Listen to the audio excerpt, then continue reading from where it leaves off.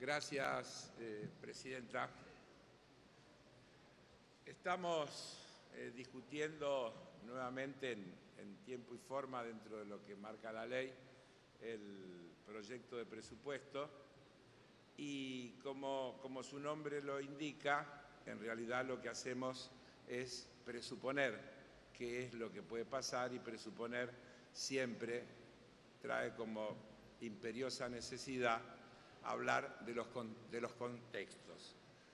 Es imposible pensar en políticas públicas, en escenarios locales, sin tener en cuenta lo que pasa en el resto del mundo. Y estos días tenemos un montón de información, porque se está por llevar a cabo la asamblea anual del Fondo Monetario y del Banco Mundial, y entonces aparecen las declaraciones o los informes anticipatorios de los enfoques que tienen ellos sobre cómo ven el mundo y lo que va a pasar.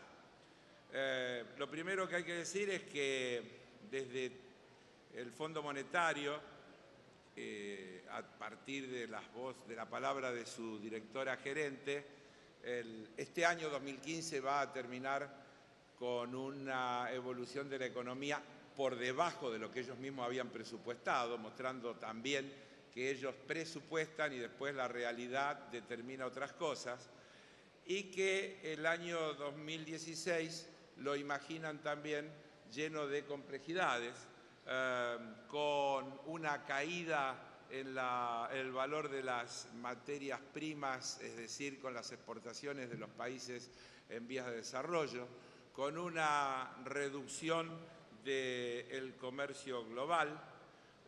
Cuando se refieren particularmente a Brasil, señalan las dificultades que tiene ese país y anuncian, y eso también lo ha reconocido el propio gobierno de Brasil, que este año van a tener una situación de contracción de su economía mucho mayor que la que presupuestaron, porque también a ellos le han afectado las políticas globales y algunas decisiones propias, como la de haber trabajado por algo que muchas veces hemos escuchado aquí, por ganar la confianza de los mercados internacionales, obtener el grado de inversión para recibir la lluvia de inversiones que iban a garantizar el desarrollo.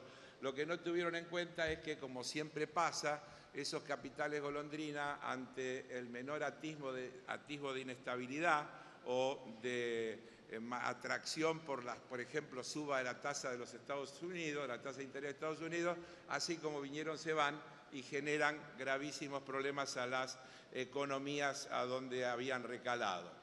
Lagarde le dice a los brasileros que tienen que hacer esfuerzos para recomponer la situación fiscal en el presupuesto del 2016, es decir, le recomienda ajuste, y lo dice concretamente, dice: Brasil se beneficiaría en gran medida con la adopción de un enfoque centrado en aliviar las presiones crónicas y estructurales del gasto. Y le da la bienvenida, dice, a los esfuerzos realizados por las autoridades para tratar de tener superávit en las cuentas fiscales del 2016, que, como ustedes saben, son un montón de anuncios de recortes del gasto, de los subsidios, de todas las políticas públicas destinadas a combatir la pobreza, la exclusión y demás que se habían llevado adelante durante mucho tiempo en Brasil.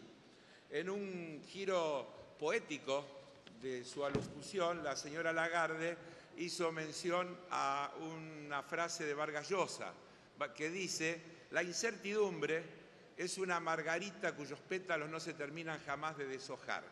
Frase que se la podríamos recomendar a muchos de los que aquí hacen elucubraciones respecto a las supuestas inexactitudes de las cosas que se presupuestan.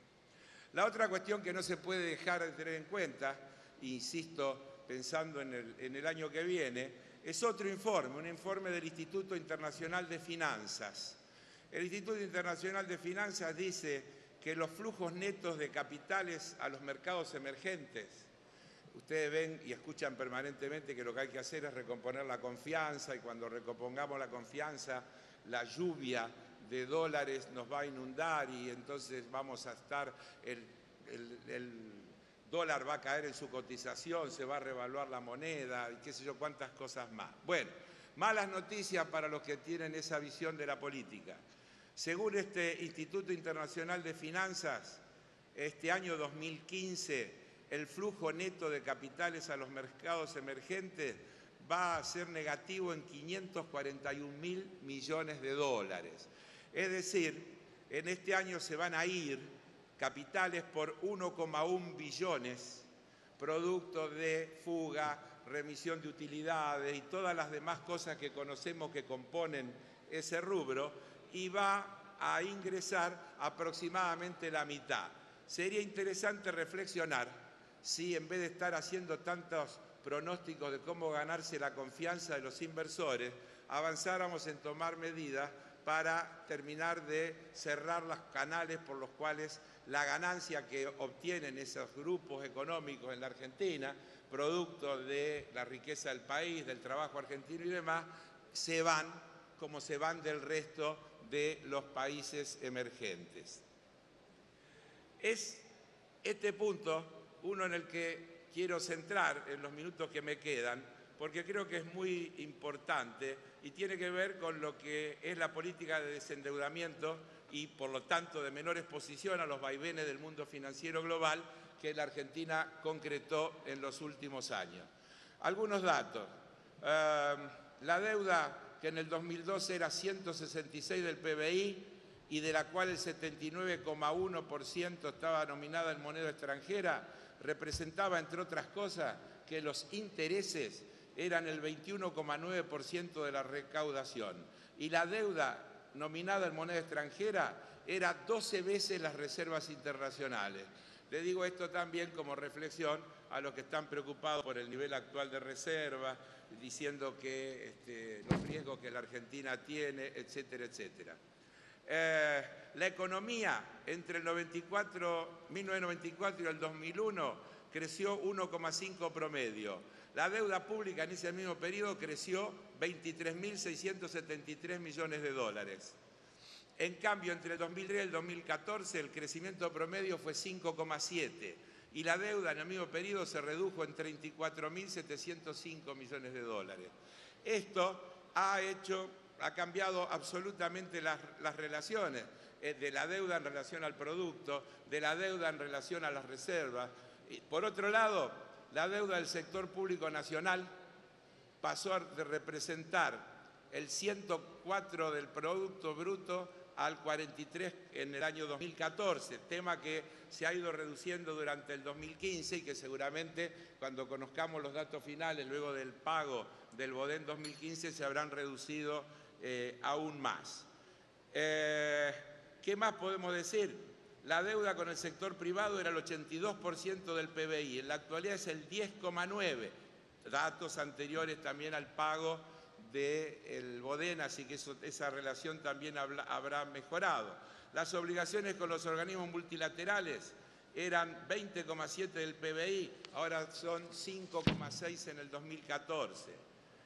Estamos dando datos que nos permiten establecer un contraste notable entre lo que ocurría en los tiempos en que las decisiones se tomaban condicionadas por el alineamiento de estos organismos con lo que hoy podemos estar tratando acá cuando discutimos nuestro presupuesto. Yo hacía mención el otro día en la comisión y daba como ejemplo el caso de Grecia. Grecia acaba de hacer su tercer rescate y en ese tercer rescate no ha tenido un solo euro para dedicar a resolver problemas. Es todo para pagarle a los organismos financieros internacionales, para capitalizar a los bancos, etcétera, etcétera. Pero a cambio de eso la llenaron de condiciones. Le hicieron constituir un fideicomiso en el que hasta las islas tuvieron que ser puestas como garantía. Y está la pérdida de soberanía, que en el acuerdo que firmaron con la Troika hay una frase expresa que dice que el gobierno griego se compromete a no poner en tratamiento parlamentario ningún proyecto sin la previa autorización de la Troika Europea. Ese es el grado de dependencia al que lleva el proceso de endeudamiento y ese es el grado de autonomía que nuestro país ha logrado a lo largo de estos años. Por otro lado, los que hablan del gasto, déjenme decirle que durante el periodo 95-2000 el 61% del endeudamiento público se destinaba a los gastos de la administración gubernamental. Entre el 2009 y el 2014, solo el 1% de la deuda argentina fue utilizada para financiar este sector. El 90% tuvo aplicaciones no financieras como energía y transporte, educación, salud y protección social, entre otros. Me quedan poquitos minutos. Tengo muchísimos datos, pero no hay caso, no se alcanza a decir todo lo que uno tuviera ganas de decir. Se habla de la herencia que le van a dejar al próximo gobierno. Le van a dejar al próximo gobierno un país profundamente desendeudado, un país que pagó en estos 12 años de gobierno el doble de lo que van a tener que pagar los 3 gobiernos que vienen por el proceso de desendeudamiento y de reestructuración de la deuda. Presidenta, la única forma de enfrentar esta situación global que observamos y que podríamos abundar en datos es rechazando a todas esas políticas que hablan del ajuste inevitable como la opción para lograr insertarse en el mundo y como la opción para reducir la incertidumbre, que por otro lado no sabemos de qué se trata. Existen razones sobradas para suponer que la experiencia demuestra que siguiendo los dictados de las potencias y de los organismos multinacionales, lo único que se hace es acentuar la desigualdad, acentuar la pobreza, acentuar la exclusión. Tenemos que tomar y tener coraje para enfrentar estos complejos escenarios con medidas menos convencionales. En la Argentina todavía hay cosas por resolver. 25 firmas tienen el 52% de las exportaciones. Las 100 primeras firmas tienen el 73%. Hay infinidad de cosas sobre las que trabajar. Pero este presupuesto que estamos aprobando, que estamos considerando, es un buen rumbo.